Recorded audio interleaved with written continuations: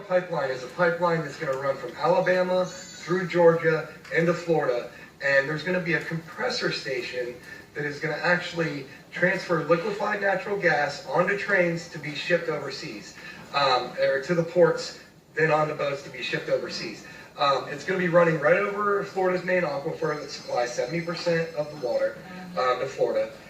There is active resistance happening right now to this. If you can't go to North Dakota, or you can't, do that, we are going to need people on the ground here locally to fight this compressor station. Tom and I actually went down and tried to take some pictures of where we thought it was going to be. You can find those on Orlando Light Brigade on Facebook or on Central Florida Green Party on Facebook. We need people to step up and, Rich, send me a packet of links. Absolutely. Absolutely. Now what's going to happen is this pipeline actually plays, like I was saying, the interconnectivity of the corruption. Enbridge and Spectra are two major, natural gas / oil corporations that are going to be merging. So, these things running through here, we made a deal, this country made a deal with Japan. Their former prime minister was set to move his country away from atomic energy and go 100% renewable. He abruptly resigned, inexplicably, just all of a sudden resigned.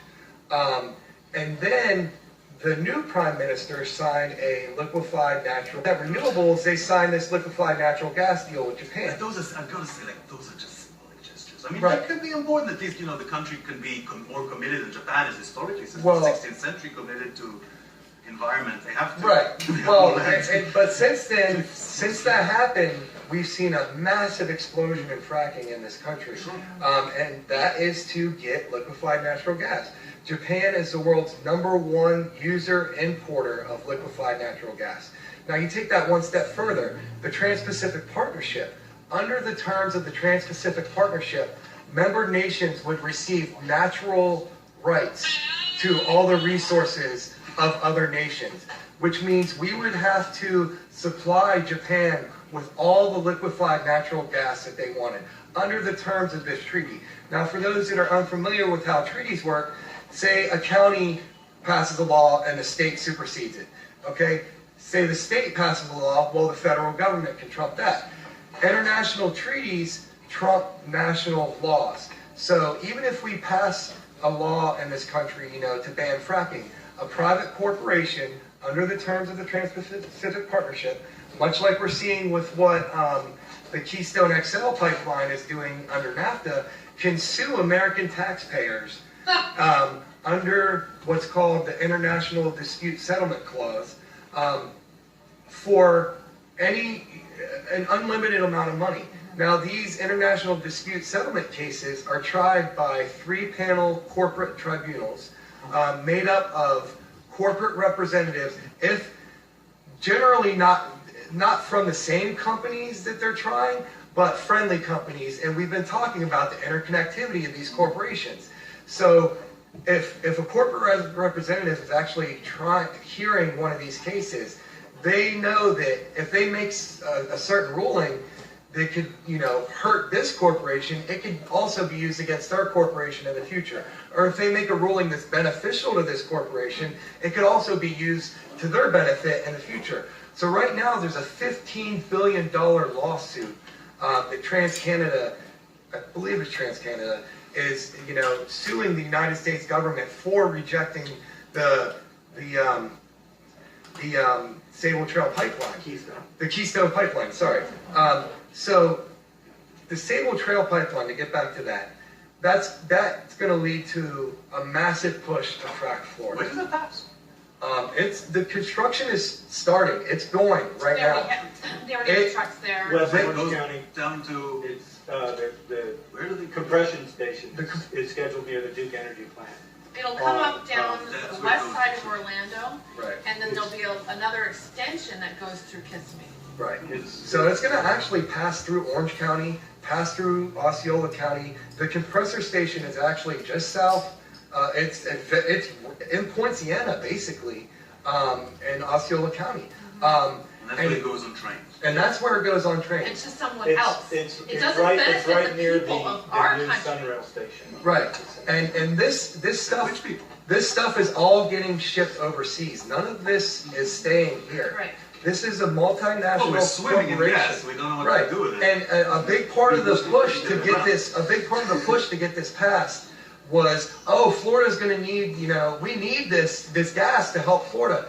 Florida Power and Light itself said that Florida's not going to need new energy resources until 2020.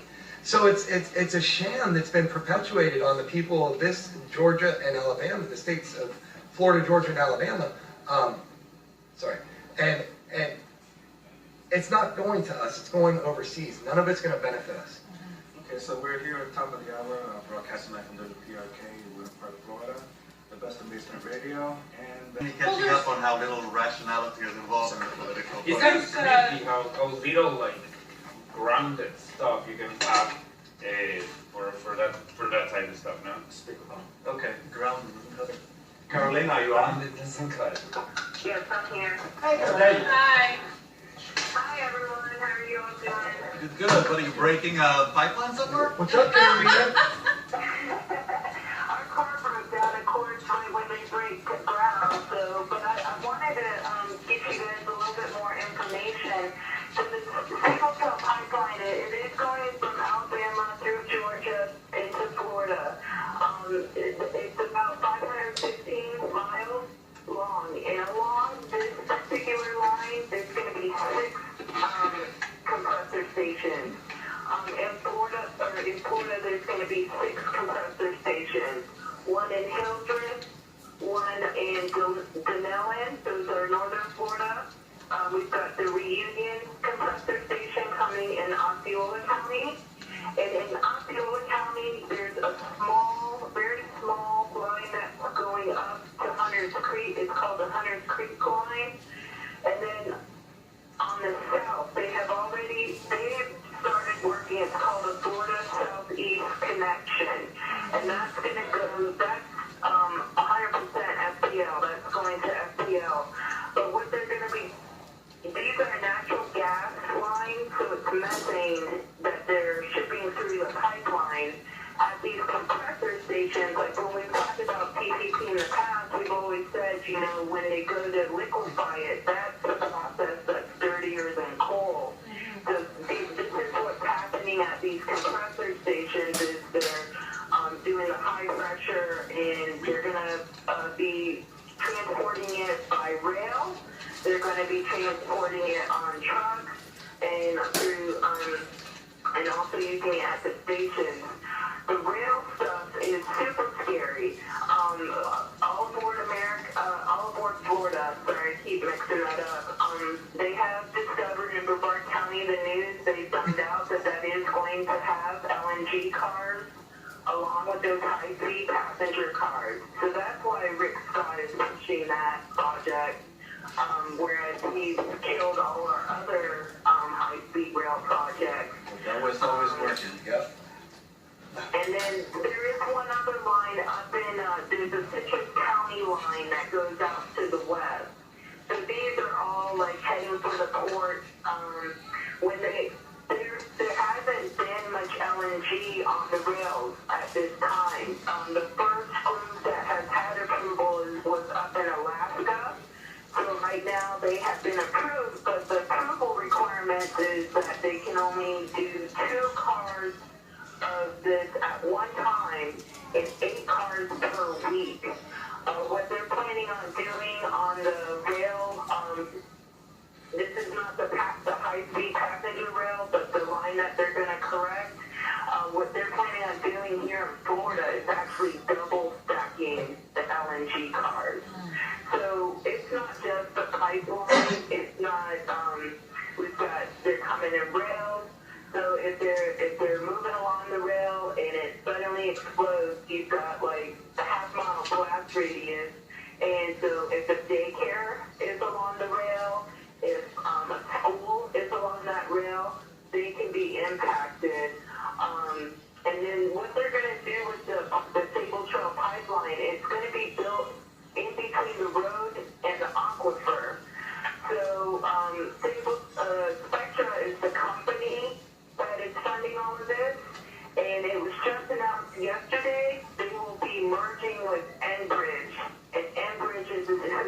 on the Dakota pipeline right now. Typical process, right? Bigger, more effective. Just like this entire story, right? The TPP and all that. This is an extension of what's already here. It all works. So it all works together, and then and this also plays hand with the EPA's new poison requirements. That additional poisons are now allowed to be released into Florida's water, and these things, they don't happen in a vacuum. The multinational corporations are extremely organized. They know very well what they're doing. And to me, this is all part of a massive push to frack Florida. And if that happens, if we collapse our aquifer, we're done. It's done. It's one of the great advantages of living in Florida, that we have water. Right. That's the concern about where it's coming through in the Panhandle and in Georgia. That's all hard geography, and what Spectra submitted was saying, oh, we have 100 feet to work with between the road and the top of the aquifer, but other third-party reviews are showing this spots with only 30 feet that they have to work with, and then with this karst geography, you're talking about a bunch of holes. So when they go to break the ground, they're going to be shooting mud down at 1,500 psi. And if it causes a rupture, what they're going to do is just fill it in with concrete. Well, how do you fill in karst geography with concrete like that and not affect the water? Well, Oklahoma's earthquake recently was, and you can debate this, but as soon as the earthquake happened, the government shut down 37 of these deposit wells.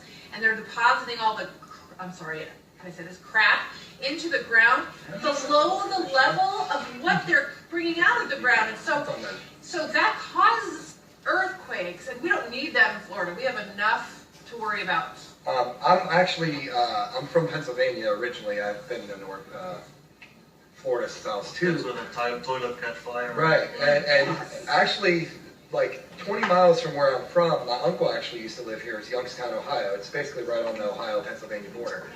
Youngstown, Ohio started fracking in 2011. They had never had a recorded earthquake in their history, going back all the way to the founding of this nation and the original settlers, 1700s, since they started keeping records then. Not one. And just 2011 alone, they had over 100 that they could register. That's what fracking does. It destroys everything. And these chemicals, I'm not exactly sure of the science, but the harsh chemicals that they use to inject to break up the bedrock, that stuff also slips into the water, which is what Benny was saying, where residents in Pennsylvania and all around the country where there's fracking sites can actually turn on their faucet and light it on fire. They cannot, it destroys the water. And their children are drinking. So they must be saving on gas now. That's a catch, right? That's what private corporations do. That's why you're supposed to have, like the last American liberal president, Richard Nixon, created the EPA. That most of their teeth are gone by now, so it's kind of a thankless job. Private corporations try and cut costs. That's what they do. The idea is that they're supposed to be stopped from doing it by dumping the poison into drinking water of citizens. That's an idea. And we can debate about politics and the different candidates and about our environment. The reason that I am so passionate about these topics is not because of political history or anti-corporation conspiracy theories, but children who have no food most of the time. So 1 in 4 kids go to bed hungry.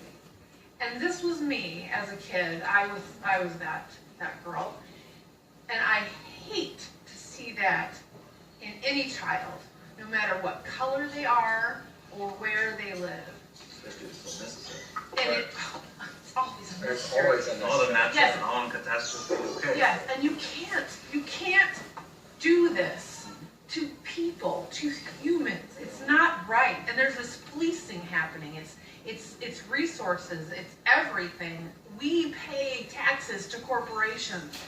And it makes you wonder, when normal people commit crimes, they go to jail, but with corporations who are considered people. Yes, yes. But they can't be And prosecuted. Joe There's Biden cycle, wants because to they're not remove gone. that, by the They're way. considered people when it comes to, donating money, but they're not considered people when it comes to paying for their Like Why criminal is families. still, I have a question, why is still BP open? Didn't they stop the golf?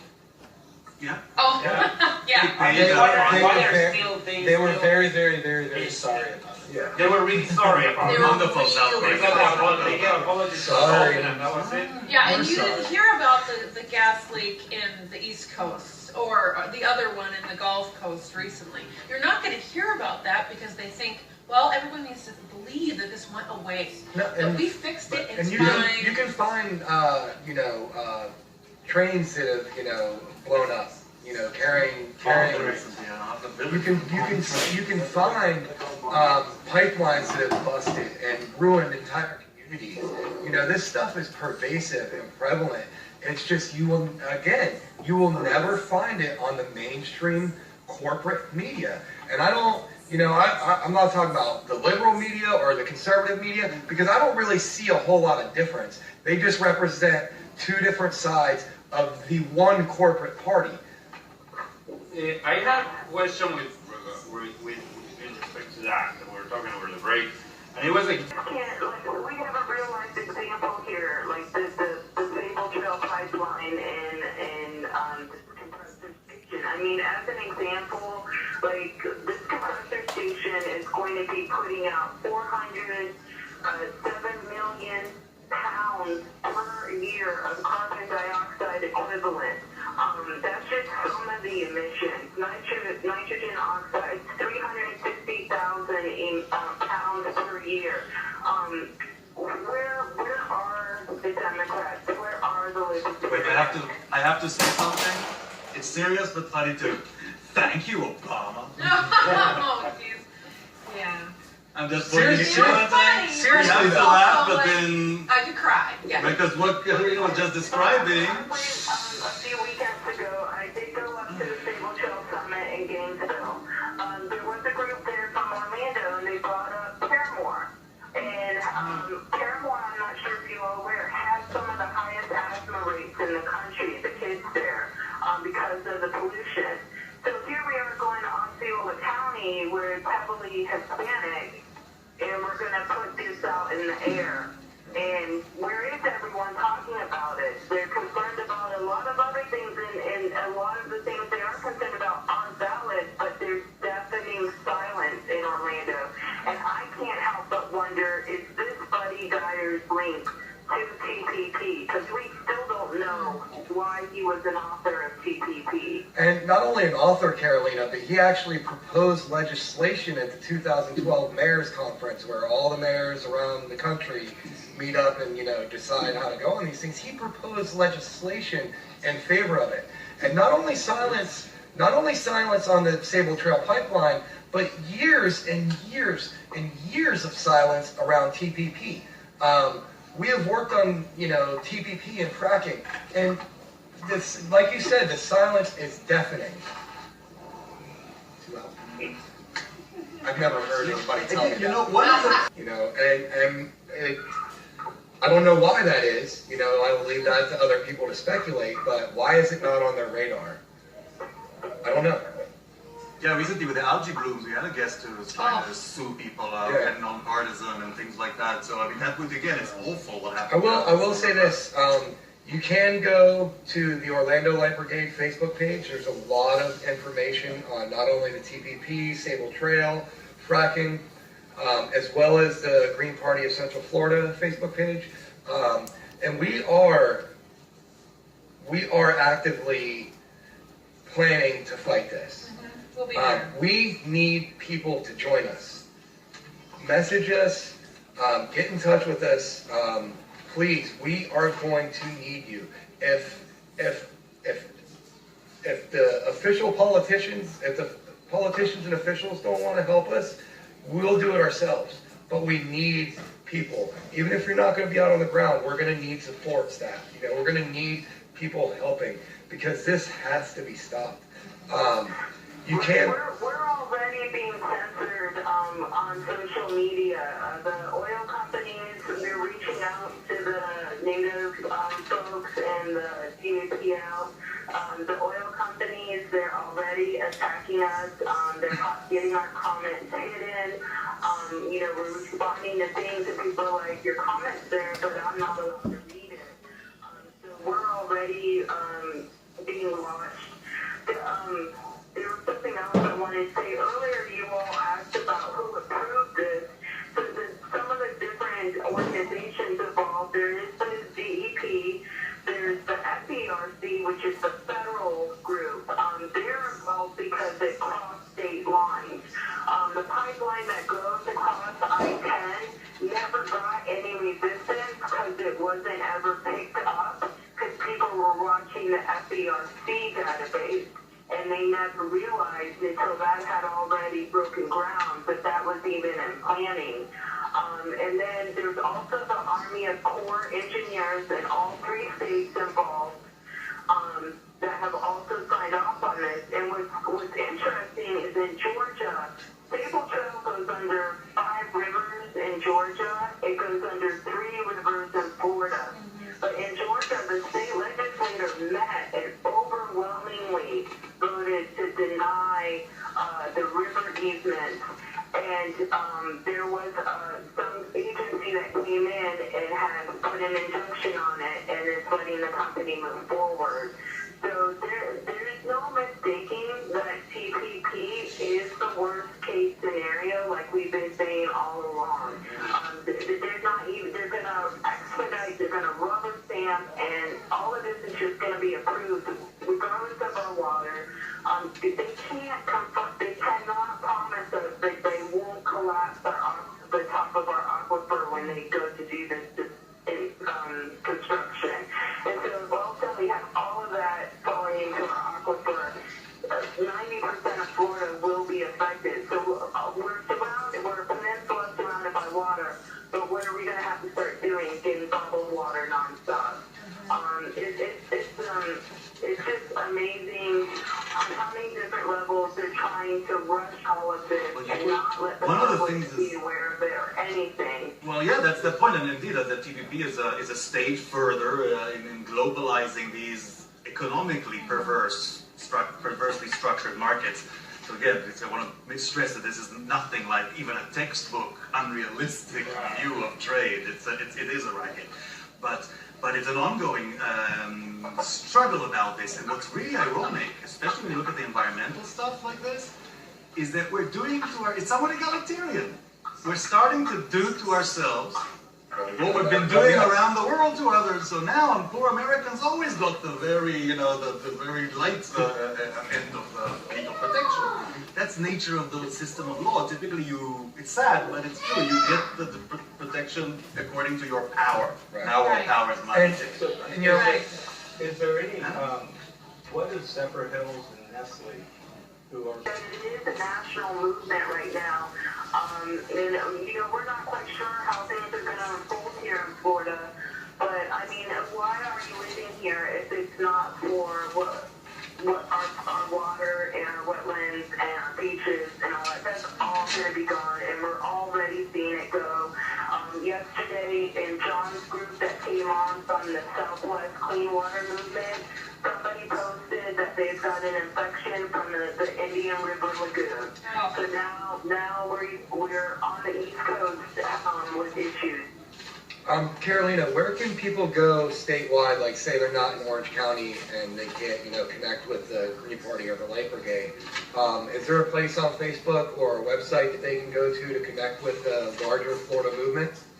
There's several groups, so you either look on Facebook or look on the internet. Some of them are groups on Facebook, some of them have a public page. There's the WWALS group. There is Gulf Restoration Network. They work out of the Gulf, Louisiana. There is also Spectre Busters. I'm also learning about Wire right now, and there is also Link.org. Link.org has some really in-depth scientific information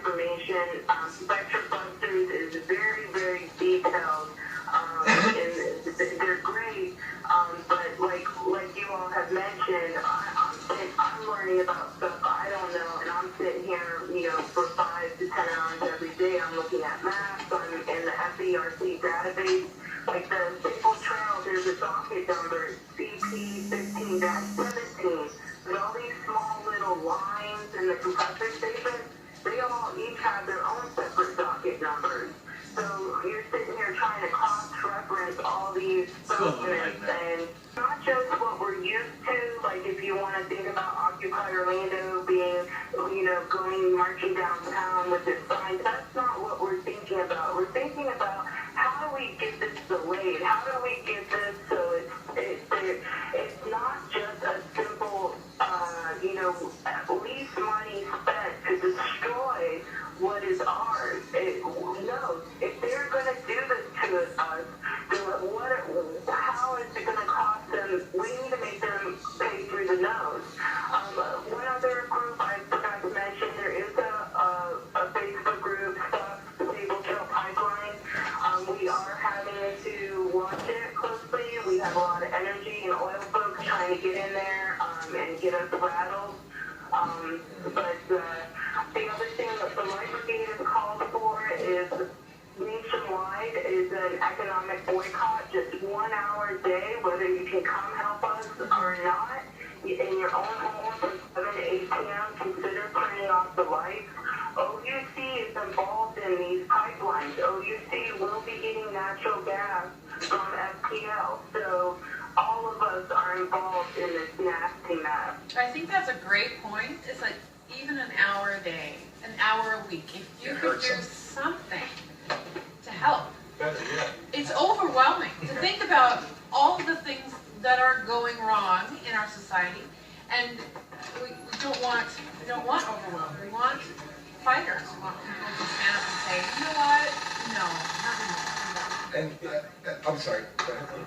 I was just going to throw in real quick the number one line on the Jill Stein Green New Deal and create 20 million jobs and transition toward 100% renewable energy to prevent climate meltdown.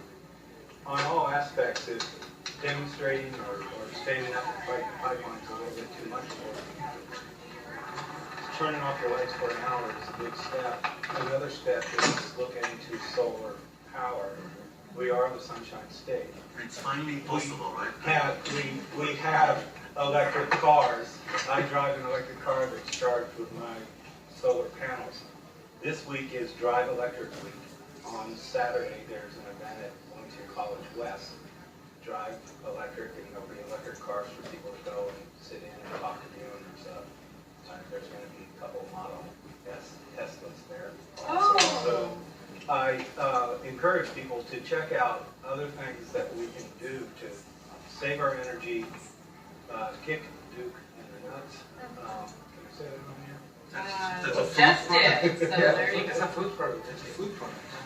Eat more. And berries. If you look at these announcements from FPL or from Duke, I mean, it's 100% that we're using all this energy and we need more natural gas, that the consumers want it. When we just saw with Amendment 4, 70% of the very tiny voters, it's such a small proportion in the August elections that show up, but it was resounding. We don't want that. So it's even, we need to start thinking out of the box. How do we start hitting these utility companies' pockets? Do we need to crowd the raise funds and help each other one by one get onto solar and get off of these utilities? And then how can we leverage that resource movement and then make it beneficial for a group? I mean, I don't even know what the answers would be. There's currently to start coming up with alternatives that we can hit these guys. If we can just get 1% of Duke customers participating in this boycott, we can start costing them $163,000 every 3 months. I did the calculations.